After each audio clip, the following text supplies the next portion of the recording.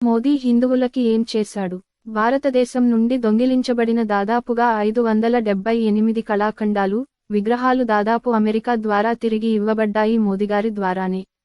అలాగే 10 శతాబ్దపు పెయింటింగ్స్, విగ్రహాలు దాదాపుగా 30 పైగా ఆస్ట్రేలియా నుండి తిరిగి భారతదేశం వచ్చాయి మోదీగారి వల్లే. విజయనగర రాజుల కాలంలో తమిళనాడు నిర్మించబడిన దేవాలయంలోని రాముడు, సీతమ్మ, లక్ష్మణుల అతి విలువైన విగ్రహాలను, అలాగే 10 శతాబ్దపు యోగిని విగ్రహం యూపీలోని లోకరి గ్రామంలోని దేవాలయం నుండి దొంగిలించబడిన విగ్రహాన్ని సైతం యూకే నుండి తిరిగి మన దేశానికి రప్పించింది మోదీనే. వీటిలో వెలకట్టలేని వినాయకుడి కాంస్య విగ్రహం 1000 సంవత్సరాల నాటిదని అంచనా, చోళుల కాలం నాటి విగ్రహం మరియు మౌర్య వంశపు విగ్రహం కూడా ఉన్నాయి. ఇంకా ఎన్నో మన చరిత్రకి సంబంధిత సాంస్కృతిక సంపదని వెనక్కి తీసుకురావడానికి నిరంతరం ప్రయత్నం జరుగుతూనే ఉంది. అమెరికా మాజీ అధ్యక్షుడు బరాక్ ఒబామా, చైనా అధ్యక్షుడు జీ జిన్పింగ్, జపాన్ ప్రధాని షింజో అబే, జపాన్ చక్రవర్తి అకిహిటోలకు లాంటి ఇంకొంతమంది ప్రపంచ నాయకులకు బహుమతిగా ప్రధాని మోదీ భగవద్గీత గ్రంథాన్ని ఇచ్చి మన సంస్కృతికి ప్రపంచ వ్యాప్తంగా తిరిగి జీవం పోస్తున్నాడు. రాఖీలు మరియు దేవతా విగ్రహాలపై జీఎస్టీ పన్ను మినహాయించబడింది. ఉత్తరప్రదేశ్లో అక్రమ కబేళాల మూసివేత మరియు గోవుల అక్రమ రవాణాపై నిషేధంతో పశుపోషణలో నిమగ్నమై ఉన్న రాష్ట్రంలోని లక్షలాది మంది హిందువుల జీవనోపాధిని కాపాడాడు. 2012లో హజ్ యాత్రికుల సబ్సిడీ రద్దు, మైనారిటీల బుజ్జగింపులు మరియు రాజకీయాలకు పాల్పడకుండా హిందువులు మరియు ముస్లింలను సమానం చేయడం. దాదాపు 20,000 అంగోలా ఫారిన్ కంట్రిబ్యూషన్ రెగ్యులేషన్ యాక్ట్ (ఎఫ్సిఆర్ఐ) లైసెన్స్ల రద్దు చేయడం. 20,000 ఎఫ్సిఆర్ఐ రద్దు అంటే చిన్న మాటేం కాదు. ఇప్పుడు భారతీయ పాస్పోర్ట్ పొందడం సాధు, సన్యాసి, గురువులకు సులభమైంది. రామ్ సేతును దెబ్బతీసే ఏ ప్రాజెక్టు అయినా ఆమోదించబడదని నిర్ణయించారు. ముంబై తీరంలో ప్రముఖ హిందూ పాలకుడు ఛత్రపతి శివాజీ మహారాజ్ విగ్రహాన్ని నిర్మించాలని నిర్ణయించారు. హిందూ బీభత్సం యొక్క కానార్డ్ను ఛేదించారు.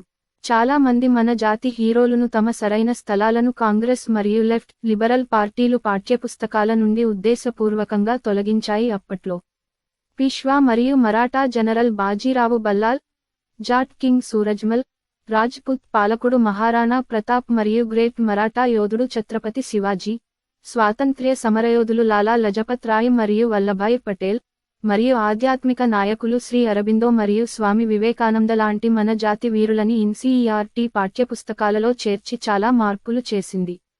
ఇదో గొప్ప మలుపు. ఇన్నాళ్లు మనల్ని చెరిచిన వారి గొప్పలు చదువుకున్నాం, ఇప్పుడది మారింది. అనేక మంది పాకిస్తాన్ హిందూ మరియు సిక్కు శరణార్థులకు పౌరసత్వం మంజూరు చేయబడింది.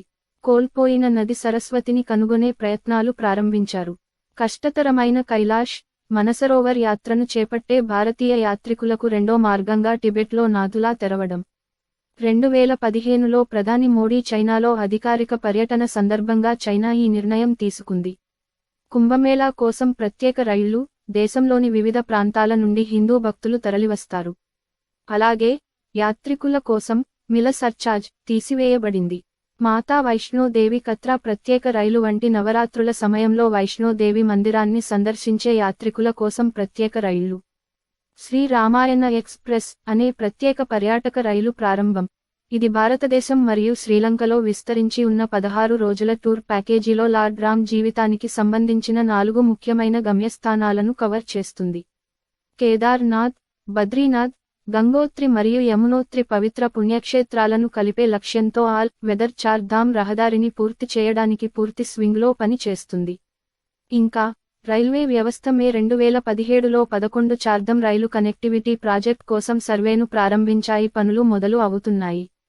హిందువులకు అత్యంత పవిత్రమైన నది అయిన గంగా నదిని శుభ్రపరచడం మరియు ఇక ముందు అవ్వకుండా నమామి గంగే అనే ప్రాజెక్టుని స్థాపించారు. బౌద్ధ circuit, Krishna circuit, spiritual circuit వంటి ఇతివృత్తాల గొడుగు కింద పర్యాటక ఆసక్తి ఉన్న ప్రదేశాల చుట్టూ మౌలిక సదుపాయాలు నిర్మించబడే స్వదేశీ దర్శన్ పథకం ఆమోదం, రామాయణ సర్క్యూట్ మరియు హెరిటేజ్ సర్క్యూట్ మొదలైనవి.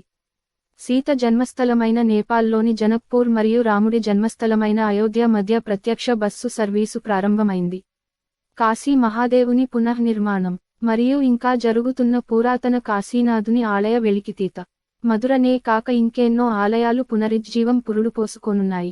500 సంవత్సరాల హిందువుల కళ, 77 సంవత్సరాల స్వతంత్ర పాలనలో సొంత వారే మనల్ని అడ్డుకుని దేవాలయాన్ని కట్టకుండా కోర్టుల్లో అడ్డుపడి మరుగున పడేస్తూ ఉంటే మోదీ వచ్చాకే రామధామం కలకి ఊపందుకుని నిర్మాణానికి బీజం పడినేడు బాలరాముడి పుట్టిన మట్టిలో నివాసం చేకూరింది.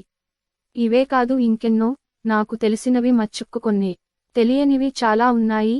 మోదీ ఏం చేస్తున్నాడు అనే ప్రశ్నించే బదులుగా, ఇన్ని సంవత్సరాల స్వతంత్ర పాలనలో సొంత దేశంలో పరాయి వాడిలా బ్రతుకుతున్న మనకి తిరిగి పునర్జన్మని ఇస్తున్న ఆయనకి కనీసం మనవంతు సహకారం ఇవ్వాలే తప్ప ఫోటో షూట్లు, ఆయన వేసుకున్న సూట్లపై ఇంకెన్నాళ్ళు ఏడుస్తారు అండి.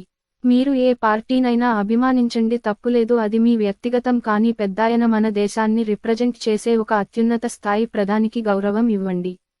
మోదీ హిందువులకి ఏం చేశాడో మచ్చుక్కి కొన్ని చెప్పా. మోదీ దేశానికి ఏం చేశాడో బిఫోర్ గవర్నమెంట్ ని కాలిక్యులేట్ చేసుకొని గుండెపై చెయ్యి వేసుకుని ఆలోచించుకోండి.